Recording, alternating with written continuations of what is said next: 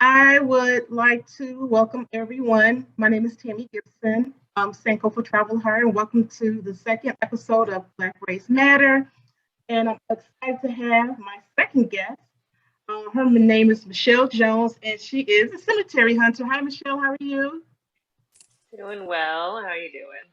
I'm doing good, great. So I'd like to welcome everyone that's on.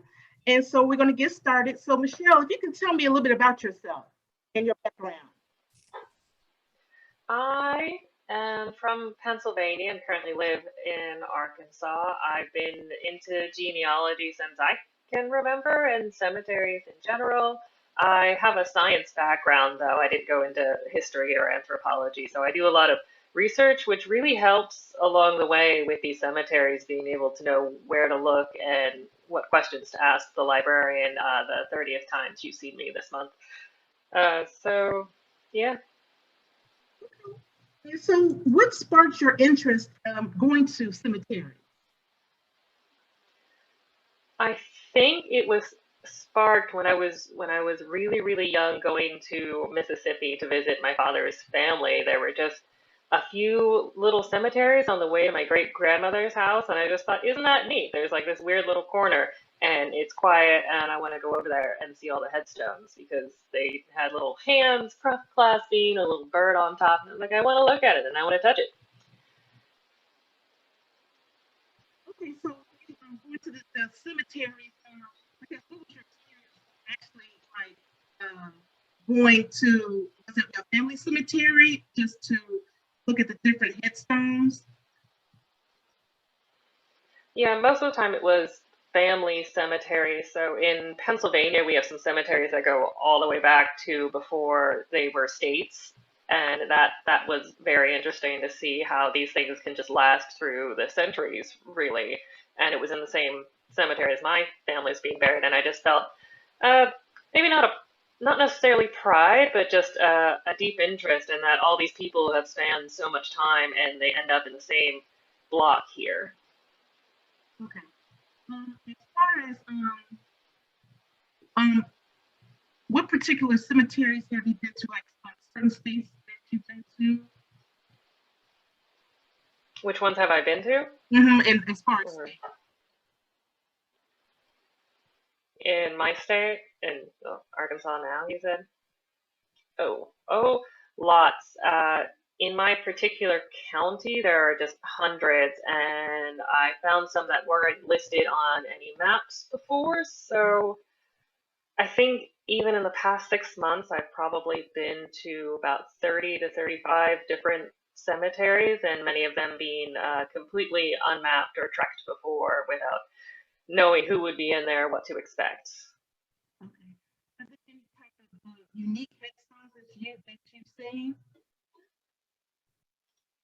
Yes, I'm partial to the ones that belong to different organizations. Like a lot of the women belong to the Eastern Star, so they have a really neat headstone with it looks like a Star of David and like little squiggly lines around it, then little like an M and a pyramid in some spot. And oftentimes it's just the name and the death date. You don't get more from that.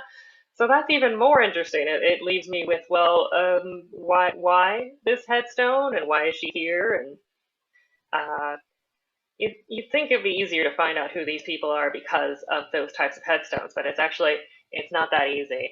There's also a really, really, really large one a few months ago I found that was the Woodsman of the World or Woodsman of America, and it's built to look like a tree. And it really does look like a tree, only it's gray colored. Okay. Um, so Tracy, I was on your blog, and you said that you use, or correct me if I'm wrong, you use cemeteries as far as tracing your family history. How has that been working for you as far as locating your ancestors?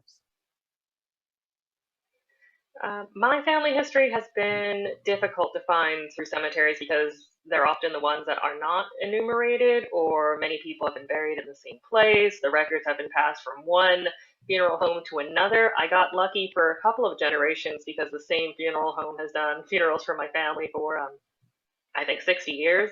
Mhm. So they were able to locate the graves with me, and it's been amazing. There's always relatives you don't know existed because either they didn't have children or they didn't live that long, and it's opened up a whole world of family that I didn't know about. My grandfather was an only child, but his mother was one of almost 20, and getting to know his aunts and uncles through the cemeteries and through all the records is something that he didn't even get to do in his lifetime.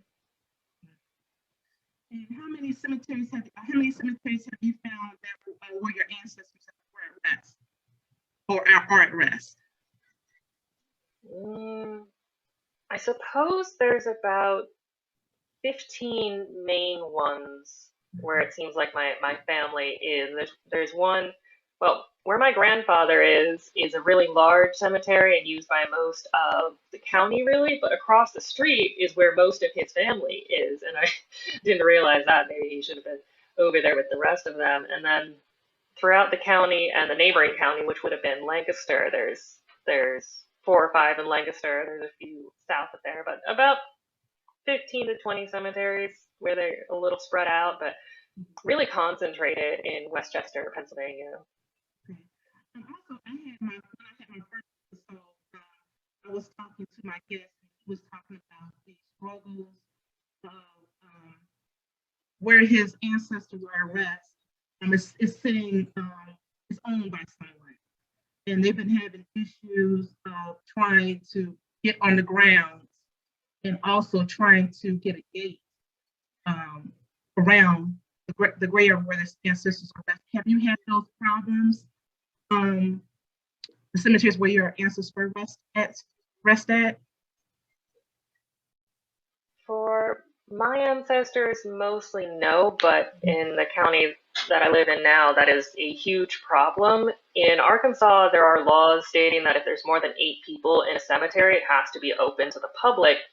But people don't care about those laws, and they'll make up things like, well, it's because it's a farm, you can't be here, and blah blah blah blah blah. But for for a lot of people, it is difficult to get out to these cemeteries because a lot of landowners just either ignore the cemetery, which I'd rather they'd ignore it and let the trees grow up around it than move the headstones and plow the land, which has also happened, which is a felony. Don't do that. Mm-hmm. But it's extremely common to try to get out to a cemetery and have some landowner tell you you can't be here, this is illegal, you're trespassing. And even when I have permission from the actual landowner, the tenant farmer might not know that I'm coming out there, and usually they have a problem. But if I can be generally disarming to most people. I go out there in my athletic clothes with one of my dogs, and I look pretty innocent, I guess. So I don't usually have a lot of problems, but the initial reaction is, why are you on my land? What are you doing? And when they see that I just have a camera and a notebook, they're usually a little less demanding. Okay. Yeah, because it can be kind of scary because I've been to a lot of cemeteries and I'm from Chicago, so I'm going to cemeteries like in rural, like I just came from Savannah, Georgia, and I've been to a couple of cemeteries there. It's very wooded, you know, and I have to be really aware of my surroundings, to make sure that I make sure I don't see a sign that says no trespassing. If I do, I'm not even going to go in that area, because one of my friends said that they went onto the cemetery and there was some guy there that had a rifle, so that like piqued my interest. Like, I have to really be aware of my surroundings. Also make sure I don't see any signs that says no trespassing. So, Oh yeah, the dog is real useful for helping you be aware of the surroundings because they're gonna know before you know if someone's pulling up. exactly, yes. So, what protections would you like to see for preserving these cemeteries? As far as protections go, we need to make sure that first of all, someone purchasing the land knows that it's there. There have been many people who said they didn't know the cemetery was even on that property when they purchased it. And so that's upsetting for them to learn that now they have to have leeway. So it really needs to be very clear when land is purchased that there's a cemetery and please don't touch it. We need to have people who are willing to go out to these places and just check on them every once in a while. Let people in the area know that we know this is here. It people knowing that other people know it's there is a big deal. If they feel that no one knows it's there and they don't care, then they'll do what they want with it. The other problem is they're not mowed often, so then people feel like, well, if they don't care about it, then why should I? And just go kick some headstones over for fun. I guess I don't see how that's fun. There are a lot of laws in place, but they're not easily enforced in these rural areas. It's too difficult. There's too much space. Yeah, absolutely. So I want to share my screen with some photos that you sent me, and if you could just talk a little bit about them. There's some real nice photos. Let me start from the beginning. So where is this at? This is called Watersika. It is in Jefferson County near a place called Gethsemane, or as the locals will often say, Gethsemane. So either way, I think they stopped using this church in the 1920s. Apparently, it was just difficult to get to. The road was nothing but dusty sand in the summer and mud in the winter. But this church was like the beacon of the community for several decades. There's actually a man who was a state legislator, one of the first Black state legislators in Arkansas, is buried here with his wife and his family. Also, the town doctor was buried there. The church is still standing. It is a archaeological landmark, so the archaeologists in the state know it's there, and they've been there a couple of times to check it out. And I guess it's just allowed to slowly decay. The bell tower fell in the last couple of years. There seems to be a bell still up in the steeple. Okay, let's go to the next one. This one is called Thomas Cemetery. It's a little family cemetery, mostly brothers and sisters and moms and dads in here. I thought this was really interesting because of the wheels. The wagon wheels, I think, are used as grave markers. Maybe if they couldn't get a marker out there, or often babies don't get their own markers. But there's several.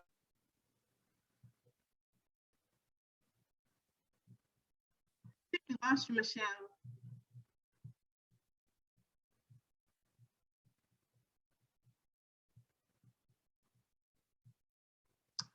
I think we lost you.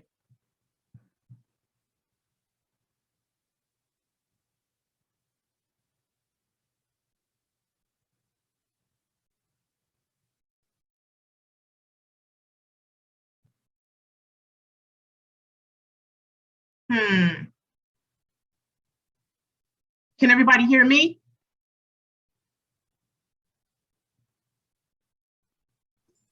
Yes. You can hear me, Perry? Yes. Okay, could you hear Michelle? She started breaking up.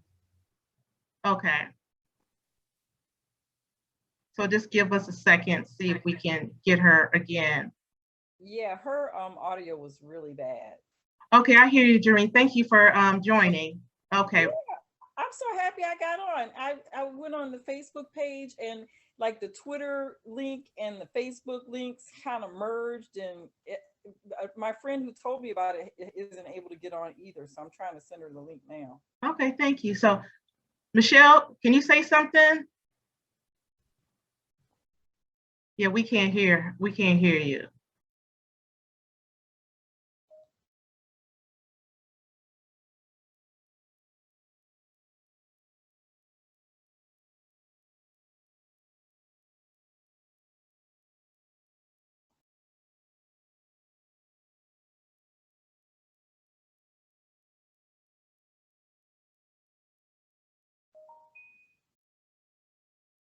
Yep, give us 1 second so she can fix that. So I've been to a lot of cemeteries where I've seen so much of the, some unique things. I've seen a swing.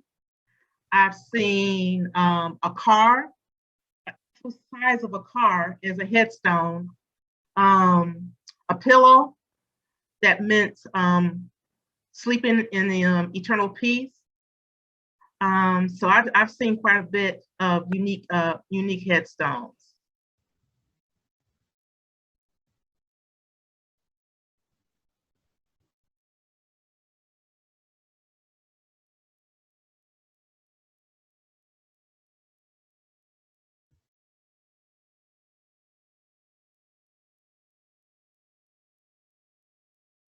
So Michelle is our speaker.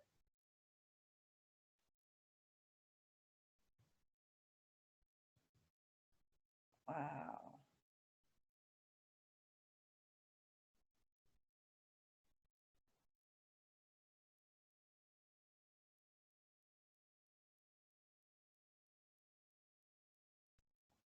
Hello?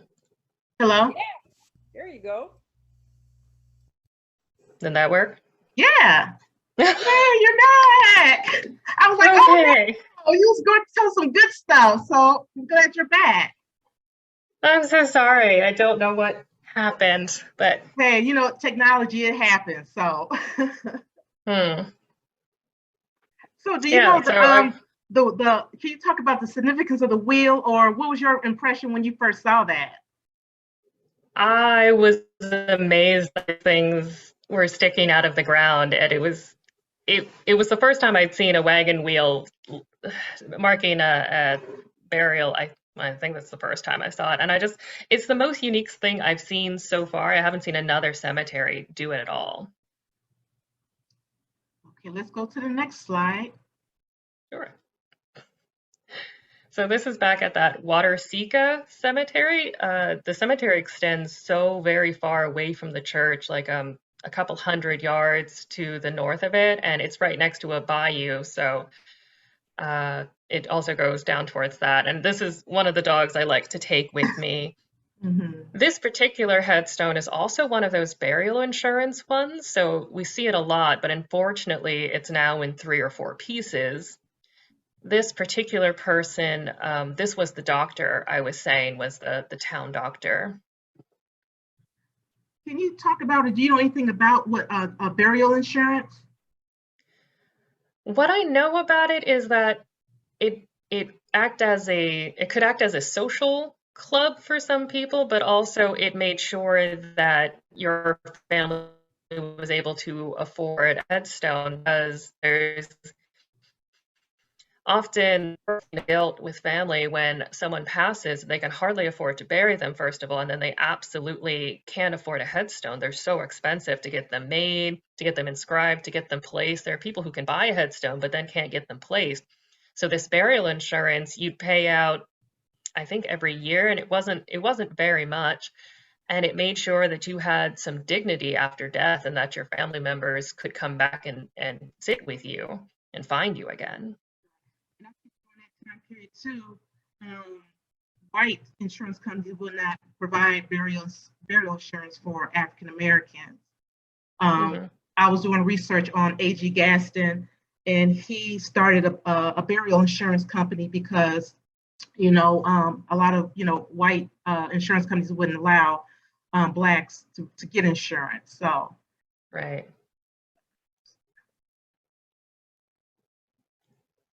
Oh, Minerva, John, Mandy. Okay. So the first one to the left, Minerva, wife of Miles. This one, this cemetery was again one of those way, way, way off a main road. I thought it might just be a logging road, which is kind of scary because the ruts in the road are really, really deep. So I have four-wheel drive, but that only gets you so far. This cemetery is still in use. I can't remember the name right now, but this particular headstone was maybe 10 feet away from the cleared area. So they hadn't even kept up with mowing the entire area. So yeah, when I go to cemeteries, I walk whatever I think the perimeter is, and then I go deeper into the woods and risk all the ticks and snakes so that I can find headstones like hers because it's just gonna get lost if you don't. The middle one and the last one, they're from the same cemetery called Sandy Bayou. This cemetery is a white and a black cemetery, but it was split by a road. this road also served as the main thoroughfare for that particular neighborhood.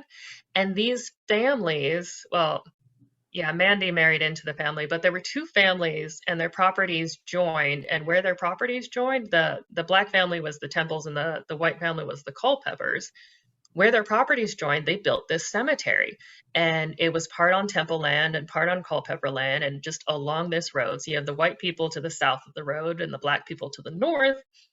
And what I found was someone went out there and enumerated all of the white people and just two of the black headstones, the closest to the road, and just said, there's more out there, but I don't care. So once I was able to find the place, because once again, not on any maps, not on the county road maps, not on the historical maps, it's mind-boggling to me, but the landowner, he knew about it when he bought the property, which is great. He's a black gentleman who's very kind, and he's allowed me to go down to the cemetery as long as he's not hunting. It's Yeah. a big area for deer hunting, but these headstones, the one in the middle is part of the black family, and just to see these there and knowing that people have gone down here to enumerate and write down all the people here and then completely ignore the black side of the road, as it's so indignant of them. I hate it. It was right there and they just chose to ignore it. This particular cemetery, I've met a lot of descendants of the white side, and they always want to know where it is and how to get there, and their great grandfather is there. And when I tell them about the other side of the cemetery, they're just as shocked. They're like, oh, I didn't know that my family did that. And it's like, yeah, they were neighbors, and apparently they cared enough about each other to be buried together. So That's awesome. Some nice photos. yeah, I love that particular cemetery, although I did get covered in seed ticks. This is a church, I believe. Yes. This is Central Baptist Church. It's near Tucker, Arkansas. One of my friends, Edna, she remembers being baptized in the bayou behind this church. So it's pretty special to her. You can still go inside. There's some furniture left over, but not the safest thing all the time. There's so many wild animals. It has its cemetery next to it. So you went you went into the church? I did. Oh wow! What did you see? There's still some pews. There's a piano left over. There's wall calendars. You can tell where the children's room was. Wow! There's a kitchen in the back. Oh, well, that's awesome. So you didn't have any issues with animals or anything like that? It was pretty much. It was pretty empty when I went in, but you can tell like the raccoons come in, and since it's mowed, there's not so many snakes as there would be if it was completely tall, grassy, and wooded. Okay. Is there a cemetery connected with this church?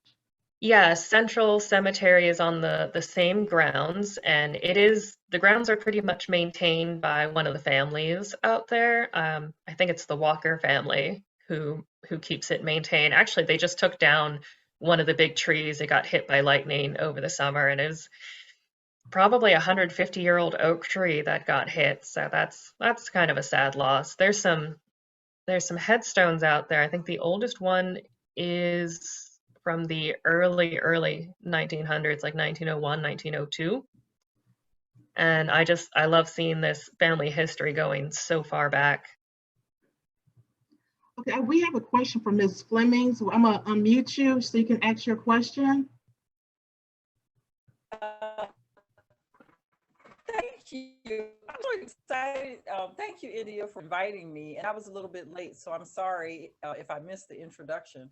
So have I gathered that you're primarily, you're in Louisiana and Arkansas area? Are you working in those two states? And specifically, where was that Wagon Wheel Cemetery? I'm in Central Arkansas in Jefferson County. That Wagon Wheel is in an area called Sherrill or Ellison, Arkansas.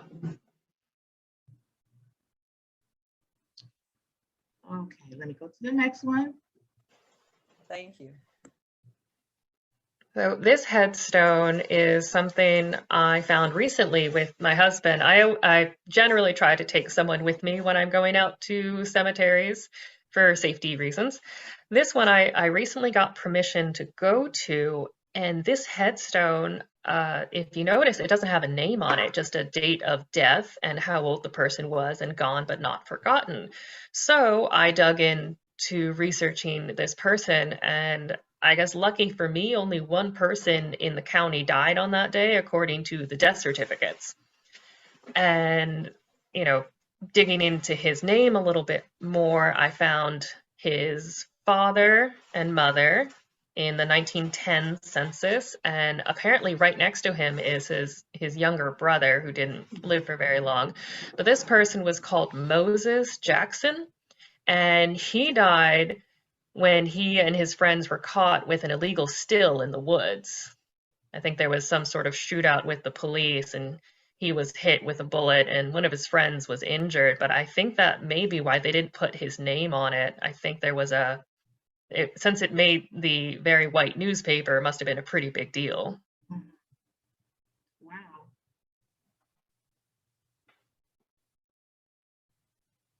Wow. Yeah, that's me next to Moses. Oh, okay, cool. Connected with that. Awesome. I would like to ask you, since I'm looking at you, do you have, because I just now think about as far as safety measures, going to cemeteries, rural cemeteries, are there any type of gear that you wear or when you go out to these cemeteries? Most of the time, I'll wear athletic gear, athletic clothing, because I'm less likely to get stuck in the briars, and it gets so hot in Arkansas. We get a lot of days over 100 with 100% humidity, so it's important to not overheat. You can see my little water bottle leaning against the thing there, but safety from people and from animals is key. I've met several people who are more afraid of other people than they are of animals, but we do have wild hogs, and I am licensed to carry, so that's one safety measure. But you know, those get heavy. It's good to have at least one other person with you. It's nice to have written permission from the landowner just in case someone else stumbles across you. I'm actually having a magnet made for my car that says like cemetery surveyor, so that if they see my car, I usually like to park where no one from a road can see me, just because I don't want to invite unnecessary attention to myself. So if someone sees me, they know it's a cemetery thing, and I'm not I don't know, destroying property, I guess. I don't know what they think I'm doing in the bayou. And also bringing one of the dogs with me. And if I do happen to kind of go out by myself, I always let someone know where I am. But I've also been trying to make friends with the people in the area. There's a cemetery called New Gascony, and when I go down there, I know that the local farm corporation has my back, basically. So if I get injured, I can hop over there, and if needed, I could get medevaced out. They've promised me to always be there for me. Yeah, and that's why I asked you that question, because when I go to cemeteries, if I see it's like I said, I always look to see if there's a sign that says no trespassing. So even if there's not one that has a trespassing sign, I just think it means it's open to the public. Can I be wrong? It's supposed to be. If it doesn't have specifically a sign saying no trespassing, then it should be open to the public. I mean, if they don't write it, then you can't just know by looking at it. Okay, because I had thought about investing in getting like snake boots, and like a emergency kit, just in case. I remember one day I had a tick on me and I almost freaked out, because I was out there. I mean, I was really out there in the woods, so I got a tick almost, so I was fine. But yeah, I've been trained in most first aid equipment, and I can take care of wounds pretty quickly. I make sure that I have a cell phone service that works in most areas, because that's a big deal. For me, it's Verizon, but it could change depending on where you are. But yeah, safety is a huge issue. So also, if you if you just get a feeling that maybe it's not the right time to be out there, maybe it's not. When it comes to snakes, you have to wear basically knee-high boots because they can jump up and strike pretty high. Yeah. Yeah, especially like you're in, like it's a lot of leaves and stuff like that. And when I go to cemeteries like that, I always try to like walk a little slow because I don't know if I'm gonna be walking on a grave that's depressed, depression of a grave or something like that. So I always try to find like a stick, and when I'm walking, I have that stick in front of me just to make sure nothing doesn't jump out on me. Right. The best time to go to a cemetery is during the winter because the snakes aren't going to be out and most animals aren't going to be out either. It's also easier to find everything because all the foliage is dead. You're right. That's true too. I think that's all the questions I have. Well, what steps should people take when it comes to Black cemeteries to as far as to make sure they get proper care and some of the ones that have been neglected? One of the steps people can take is organizing the community. Like, you don't have to have your own nonprofit to start taking care of a cemetery. You just need the permission of whoever owns the land. So if you can get a community together, like through a church or other means, it's fine for just a group of people to go out and just maintain the grounds if it's not already being done by someone. And it's important to remember that you can't like scrub a headstone necessarily. There's specific ways to clean those, but if someone wanted to go out and just clear the area of weeds, there's nothing against that as long as you have the landowner's permission. Okay. And my last question is, what's next for you? Are you trying to start? I know you have a blog. Is there anything else you're trying to do as far as you being a cemetery hunter? Yes, I'm working on a couple of projects now. So I have that blog, and sometimes I'm on Instagram, but not too often. What I'd really like to do is start writing books about these cemeteries because people don't know they exist because no one has written about them. And once there's a book, it can be in the library and really public information. Everything I find, I put online on Find a Grave, and I have a ancestry tree dedicated to this so that other people can find their ancestors easily. But I'd really like to expand this into, I said you don't need a nonprofit, but I want to start a nonprofit so that I can write some grants to get government funding. One of the things I'd like to do for these really out there abandoned cemeteries is not necessarily rehabilitate them so that people can walk around like one of these really big, well-known cemeteries. I'd like to make them into pollinator gardens.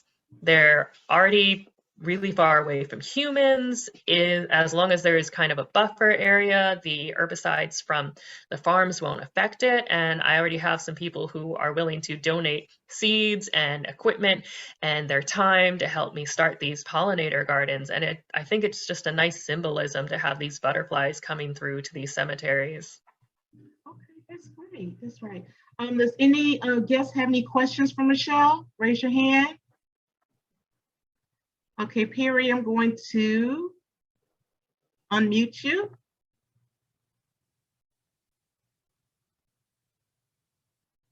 Oh, you got to mute. You still on mute. Okay. Okay, go ahead, Perry. Hey, Perry. Hello, Michele. Hi. I live in Florida, and I live in South Florida, and one of my friends, a senior citizen, was telling me she grew up in the city of Boynton Beach, Florida. And she said she remembered as a child when they were building I-95 through Boynton that they took part of the cemetery there because, of course, it was behind the Black community. Have you heard of any in your area that the highways may have taken away some of the Black cemetery?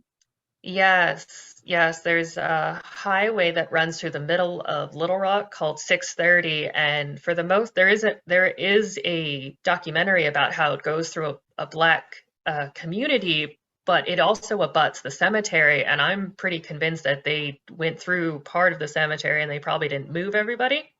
There's also one in Pine Bluff that runs really, really, really close to one of the main cemeteries in town, and I think they may have run over part of the Black cemetery that used to be there. I know they had to destroy at least one church to build that highway, but that happens in every city. It's like they just go through the Black community. They don't care what was there or who was there, but I can almost guarantee you that every city in the US has this problem.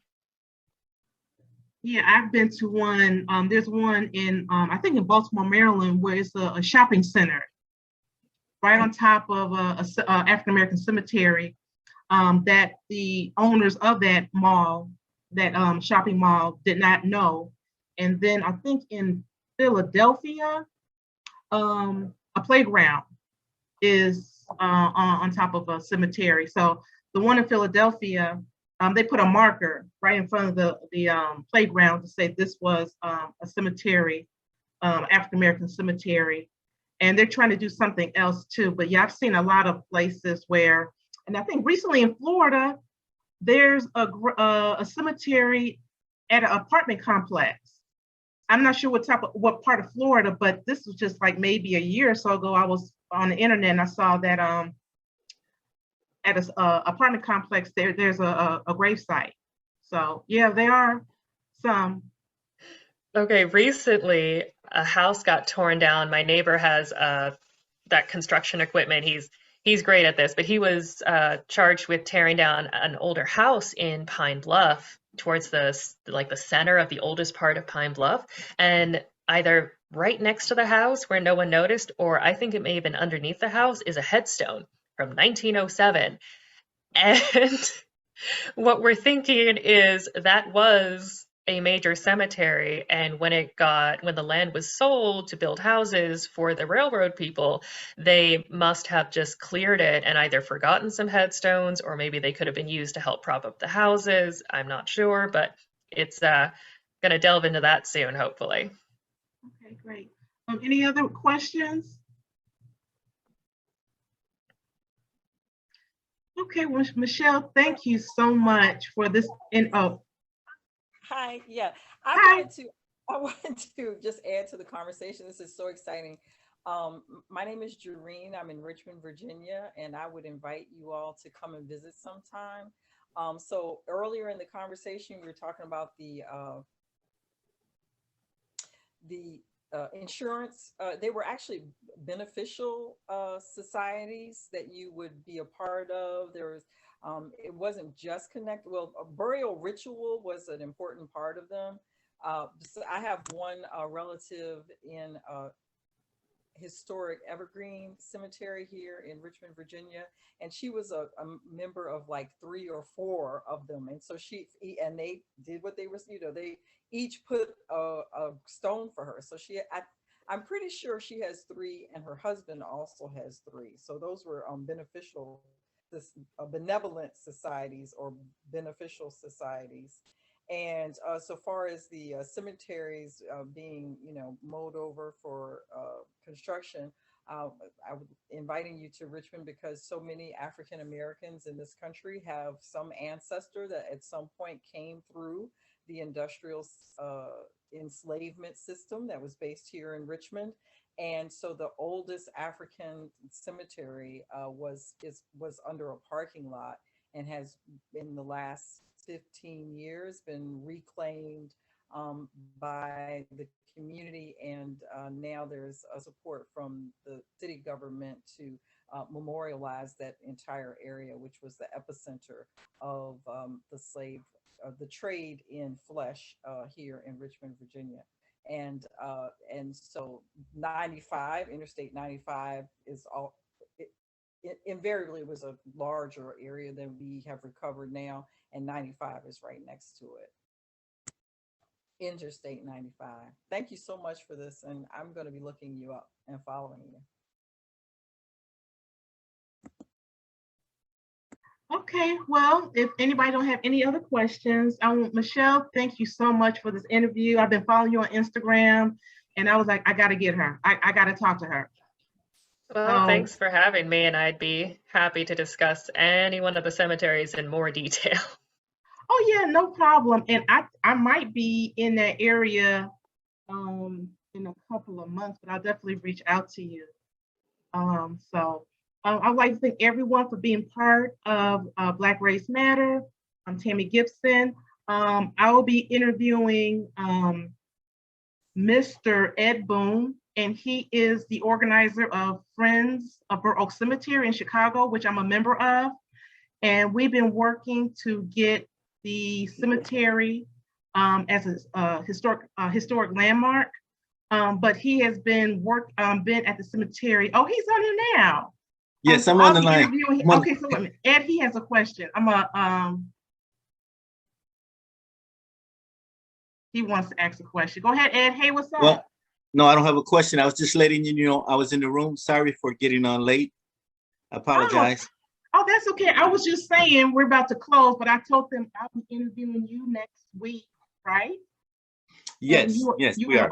Organizer of Friends of Burr Oak Cemetery, and we're working on getting the cemetery as a historic landmark.